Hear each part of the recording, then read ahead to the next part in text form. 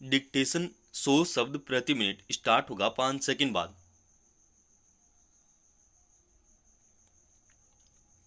Start.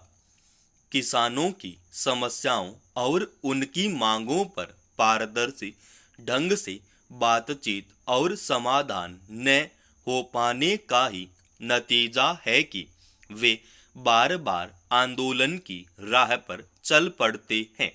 Gautam Buddha नगर और उसके आसपास के जिलों के किसान इसीलिए एक बार फिर दिल्ली की तरफ कूच कर गए और सोमवार को दिन भर लोगों को यातायात में बाधा से जूझना पड़ा। दिल्ली नोएडा सीमा पर भारी पुलिस बल तैनात होने और अवरोधक लगाए जाने के बावजूद किसान नहीं रुके। हालांकि शाम होते होते उन्होंने अपना फैसला बदल लिया और कहा कि सरकार से बातचीत में अगर संतोषजनक नतीजे नहीं निकलते हैं तो वे दिल्ली की तरफ फिर से कूच करेंगे।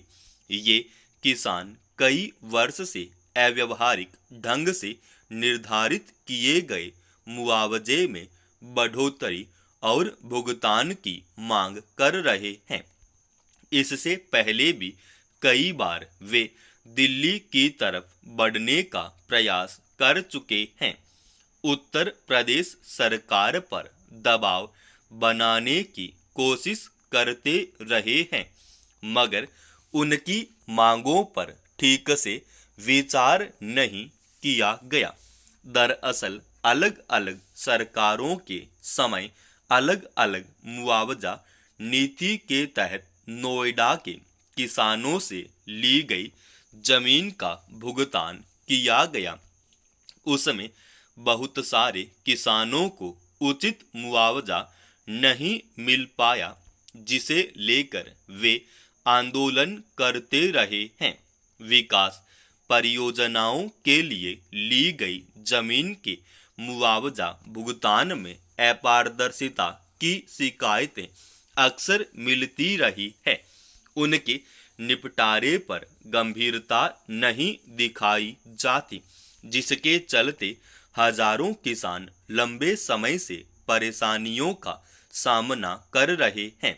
यूं तो सरकारें किसानों की आय बढ़ाने, आपदा के समय उनकी फसल का उचित मुआवजा दिलाने, फसल बीमा, किसान कर्ज में सहूलियत, भूमिहीन किसानों के लिए रोजगार, जमीन की मुआवजे का उचित भुगतान आदि के दावे बढ़ चढ़कर करती है, मगर हकीकत यही है कि भ्रष्टाचार के कारण किसानों तक वाजिब रकम नहीं पहुंच पाती। गौतम बुद्ध नगर के किसान पिछले 10 वर्षों में अधिग्रहित भूमि का बाजार मूल्य से 4 गुना अधिक भुगतान करने, उससे पहले यानी पुरानी अधिग्रहण नीति के तहत ली गई जमीन का बढ़ी हुई कीमत पर भुगतान करने, इन मांगों के संबंध में गठित उच्चाधिकारी प्राप्त समिति की सिफारिशों को लागू करने आदि की मांग कर रहे हैं। ये ऐसे मुद्दे नहीं है जिन पर किसानों के साथ तार्किक ढंग से बात न की जा सके। इस मामले में प्रशासनिक शिथिलता के कारण किसान धुंधलके में बने हुए हैं। दरअसल किसानों की समस्याओं पर कोई भी सरकार संवेदनशील नजर नहीं आती। न्यूनतम समर्थन मूल्य की कानूनी गारंटी का मुद्दा पुराना है। इसे लेकर किसान लंबे समय तक धरने पर बैठे रहे। प्रधानमंत्री ने उन्हें आश्वासन दिया कि इस मामले में शीघ्र निर्णय किया जाएगा और किसानों ने धरना वापस ले लिया था, मगर अब तक उस दिशा में कोई कदम आगे नहीं बढ़ाया जा सका है। इस वजह से कई बार पंजाब और हरियाणा के किसान दिल्ली कूच को निकल चुके हैं, जिन्हें रोकने के लिए पुलिस को सख्ती प्रदर्शन करना पड़ा। अपनी समस्याओं को लेकर मांग उठाना किसानों का संवैधानिक अधिकार है, मगर सरकारों से अपेक्षा की जाती है कि वे उनकी मांगों पर संजीदगी दिखाएं। दोनों के बीच जब तक जोर आजमाइश की कोशिश से आखिरकार आम लोगों को नाहक परेशानियों का सामना करना पड़ता है। किसानों की समस्याओं के निपटारे के लिए कोई पारदर्शी और व्यावहारिक तंत्र क्यों नहीं बनना चाहिए? किसी भी देश में सत्ता बदलने के साथ उसकी नीतियों में बदलाव आना हैरानी की बात नहीं है, लेकिन इस बार अमेरिका में डोनाल्ड ट्रंप की जीत के बाद जो संकेत सामने आ रहे हैं वे चौंकाने वाले हैं।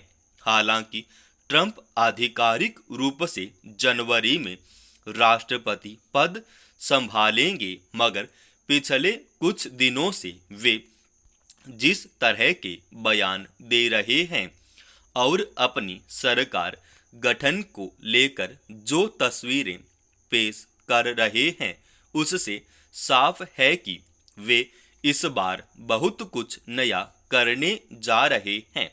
अपने एक ताजा बयान में उन्होंने कहा कि अगर कोई देश अमेरिकी डॉलर को कमजोर करने की कोशिश करेगा तो उसे अमेरिका में कारोबार के लिए 100% शुल्क की नीति का सामना करना पड़ेगा। ट्रंप के निशाने पर मुख्य रूप से ब्रिक्स समूह के 9 देश हैं। उनके बयान को एक चेतावनी के तौर पर देखा जा रहा है। सवाल है कि औपचारिक रूप से सत्ता संभालने के पहले ही ट्रंप का ऐसा आक्रामक रुख क्यों सामने आने लगा है? आर्थिक मामलों पर उभरे गतिरोध अलग अलग देशों के साथ सहयोग आधारित नीतियों के जरिए और सहमति के आधार पर दूर किए जाते हैं या आक्रामक नीतियां लागू करने की धमकी से। इसमें कोई दो राय नहीं कि अमेरिका का अपनी अर्थव्यवस्था की मजबूती के लिए चिंता करना स्वाभाविक है, मगर क्या इसके लिए टकराव और चेतावनी कोई उपयुक्त रास्ता है? नए वैश्विक परिदृश्य में सभी देश अपनी आर्थिक मजबूती के नए विकल्पों पर विचार कर रहे हैं। इस क्रम में ब्रिक्स देश और खासकर रूस और चीन पिछले कुछ वर्षों से अमेरिकी डॉलर के विकल्प के रूप में अपनी नई मुद्रा लाने की कोशिश कर रहे हैं, मगर इसे अमेरिका अपने डॉलर और इस तरह अपनी अर्थव्यवस्था के लिए नुकसानदेह मान रहा है और इस स्थिति में वह ब्रिक्स देशों को अपने यहाँ व्यापार बाधित करने की चेतावनी दे रहा है। ट्रंप की चिंता अमेरिका के हित में हो सकती है, लेकिन अगर आर्थिक मसले पर दुनिया बहुध्रुवीय और वैकल्पिक रास्ते तलाशती है तो अमेरिका को इसके कारणों पर विचार करना चाहिए। नए विश्व में एकाधिकार का रास्ता शायद किसी भी देश के हित में नहीं होगा। समाप्त। दोस्तों, रोजाना ऐसे ही एडवांस डिक्टेशन के लिए इस चैनल को आप अभी सब्सक्राइब कीजिए।